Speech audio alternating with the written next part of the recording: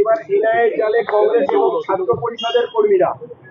যারা অভিযুক্ত তারা হবে। আপনারা রাজনৈতিক পরিচয় খুঁজছেন কেন? রাজনৈতিক পরিচয় না খোঁজাই ভালো। যারা যুক্ত ছিলেন তাদের সিসিটিভি ভিডিও ফুটেজ মিডিয়াতে মোবাইল ফোনে ঘুরে বেড়াচ্ছে, অত চিহ্নিত লোকদের সাজা। মুখ্যমন্ত্রী বলেছেন বিজেপিকে বলবো এসআইআর সর্বনাশ, এসআইআর সবচেয়ে বড় স্ক্যাম। 2024 তালিকা থেকেই আপনারা দেখে এসছেন, এসআইআর এখন কেন করতে হলো? মুখ্যমন্ত্রী বলছেন উনি ওই মৃত ভোট ছাপ্পা মারতেন তো। মৃত ফেক একটা লোক প্রথম ফেজে কোচবিহারে, দ্বিতীয় ফেজে মালদাতে, তৃতীয় ফেজে বারাসাতে, শেষ ফেজে ভবানীপুরে ভোট মারত। ওগুলো বন্ধ হয়ে গেছে, ওনার কষ্ট হচ্ছে, যন্ত্রণা হচ্ছে। উনি তো কালকে আবেদন করেছেন খণ্ডঘোষে, জোড়া ফুলে কেউ ভোট দেবেন না।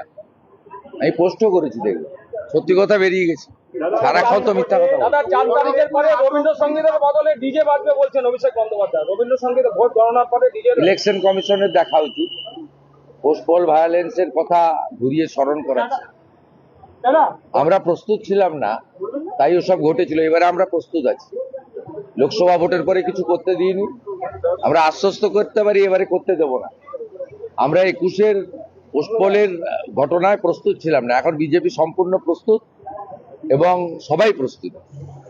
সুপ্রিম কোর্টে কোনো কিছু একতরফা হবে না, এটুকু জেনে রাখি। मुख्यमंत्री बोल रही है अगर बीजेपी सरकार आती है तो राज्य को 3 टुकड़ों में बांट दिया जाएगा, राज्य को 3 टुकड़ों में बांटेंगे। झूठा झूठा, उनका पास मुद्दा नहीं है, विकास का काम नहीं किया है। तुष्टीकरण, भ्रष्टाचार, बेरोजगारी, नारी सुरक्षा खत्म कर दिया है, इसलिए उनका पास मुद्दा नहीं है, इसलिए वो सब बोल रहा है। कोई फायदा होने वाला नहीं है। पूछ लीजिए ना, यहाँ जो है इधर उधर 90% लोग ठीक कर लिया। इस बार कमल छाप।